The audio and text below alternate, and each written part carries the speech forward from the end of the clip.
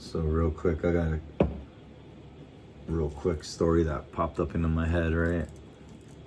Because we were talking about the visa immigration situation in the Philippines. So I took a trip down to the Philippines 2013, 2012, 2013. I was with a bunch of friends too from school.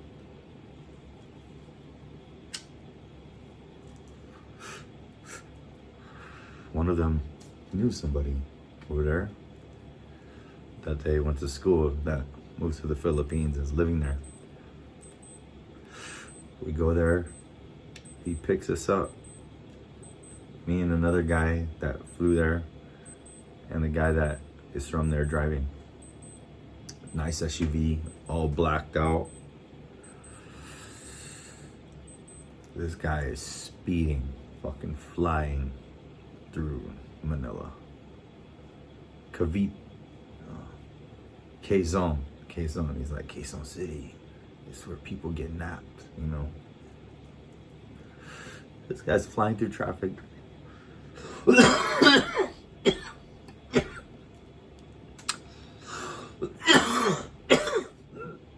Excuse me. Old person almost walks out with an umbrella, almost gets hit. We avoid it. Happens all the time. Been there a couple of trips. I asked him, I was like, yo, what happens if somebody hits somebody on the road? And, you know, they were driving. And he's like, you hope that they die. Because if they don't, it's more expensive. Meaning, if they die, you only pay for the funeral. But if they live, you pay for all their other hospital bills and therapy and all that other shit, legal fees. Like, you're gonna be paying forever, pretty much. That's what I heard. So, I heard some like gnarly stories of dudes like reversing their cars and making sure you're done, you know. So think about that. I learned this like a long time ago. So I used to think about that when I'm crossing the streets and shit, you know, like be careful because these guys are some of them don't give a fuck, you know. They don't nail you. I bet it happens a lot over there. Fuck, I bet it happens a lot over there. Dudes getting hit all the time. Happens a lot over here. My first time like seeing a little girl be put out on the street, I was like, oh shit, that's pretty rough, man. Happens a lot in my country too, but I don't see it a lot. It's rare.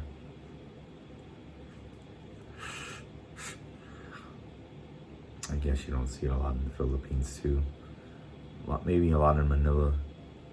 We're driving around and I saw a little girl, the size of mine, 2 years old, 3 years old now.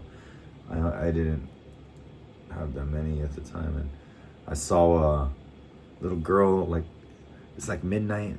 She was just put on the side of the street, you know, in the middle of traffic. She's just like trying to kick away from the cars, and you know, like she didn't know what she's doing. I was like, oh shit. Someone just put that kid there. That's not a normal street kid, you know, that's a new one. She might not even make it out of this traffic.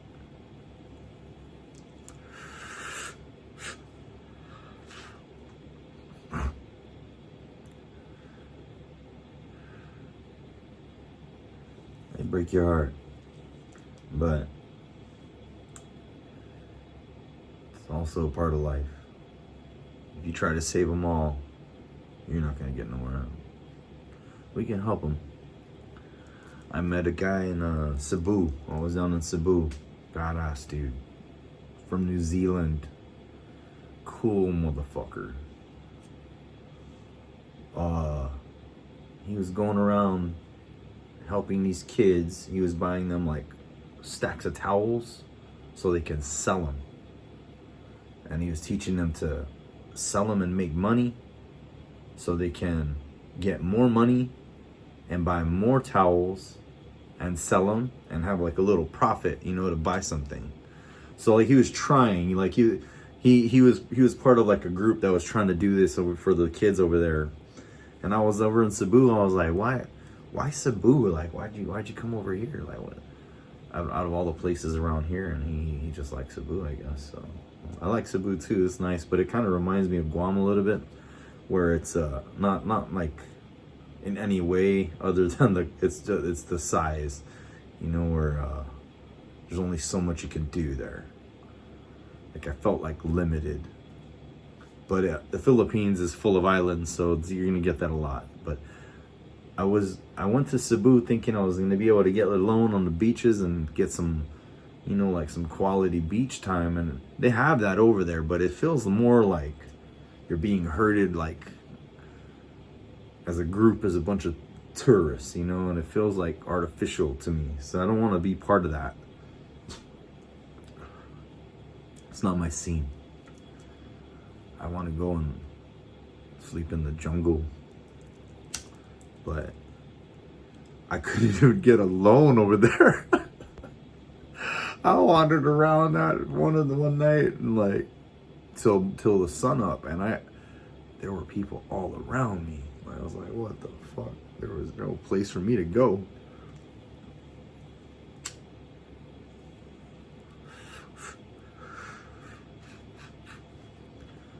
Yeah, I've tried backpacking around the Philippines, and I lost all my money in the casino. So I was stuck out there with no money in the Philippines, and it was fucked up. I was like, what do I do? I had like 500 pesos or something. So I was like, I can get a room or a bed or something for like 300 pesos, 350, or I can get a bus ticket and sleep on the bus and just go south, or go around the island or wherever the fuck I'm going. I've never been here, and I was like, let me try this out. And yeah, I ended up just getting on and off the buses. That's what I do, is I just get on and off the buses and just check shit out. And I ended up in a small town in a hairy situation once where I almost got stranded. And if I ever got stranded, like, I just have to walk, I'm up for walking.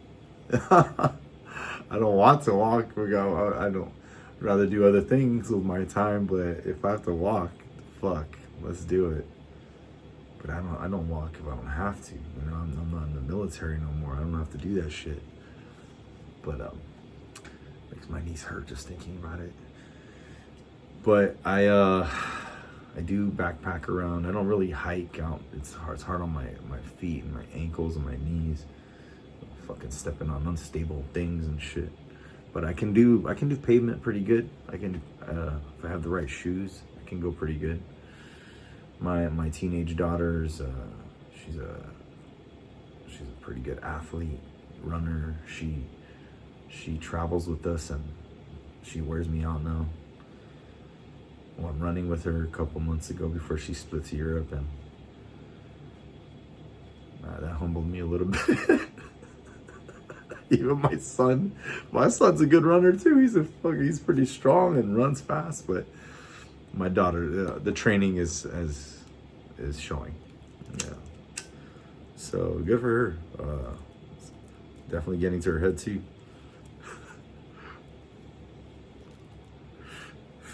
But yeah, Philippines, Thailand, Kuala Lumpur, the money seems to go farther over there. I think I'll have a good time over there. When I backpacked with no money, it really showed me a lot of things. Like, it really showed me like I used to give my money out, like all the change, all the coins. I used to give all those away to all the kids. The centavos, I didn't even know if that was real money. I never had to use it. Not just the regular peso, like the little tenth of a peso. They call it the centavo. I think centavo. I started counting those. I started counting those things. I was like, fuck. How much for this coffee, yo? 9 pesos? I get me getting mad. 9 pesos? That's only 6 pesos. What are you talking about? 9 pesos. And then I got to the airport one day and they were trying to charge me 50 pesos for the Filipino coffee. I got mad. I was like, what? 50 pesos? That's only 6 pesos. They're like, yo, you're in the airport. It's like, oh shit, you're right. Dang, I've been there too long. So I was like, okay.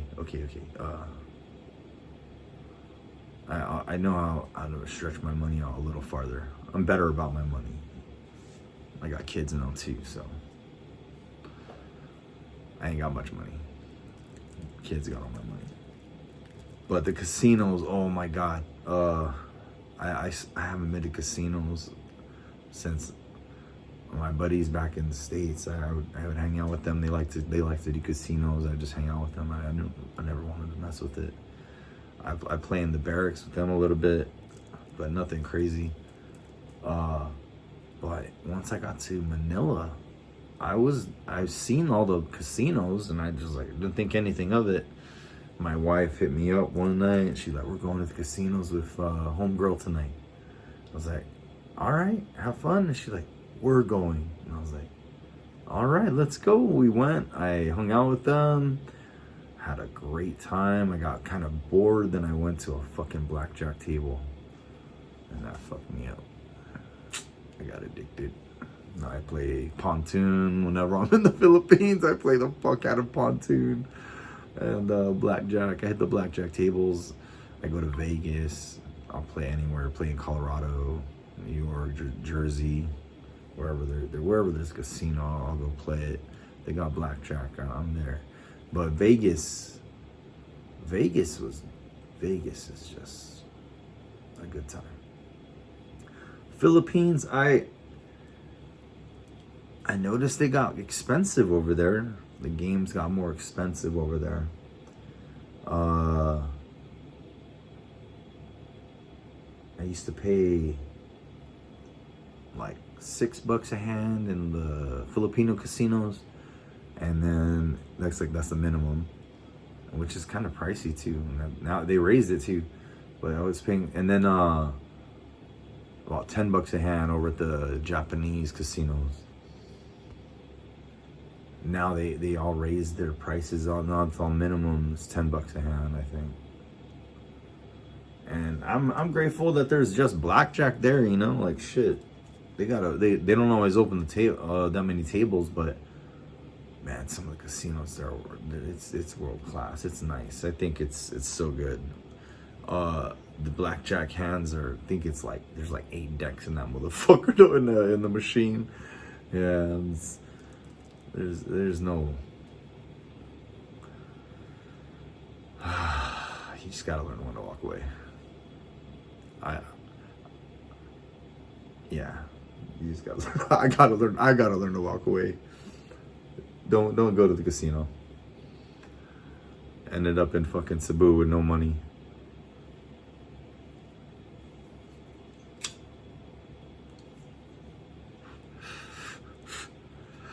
Other than that,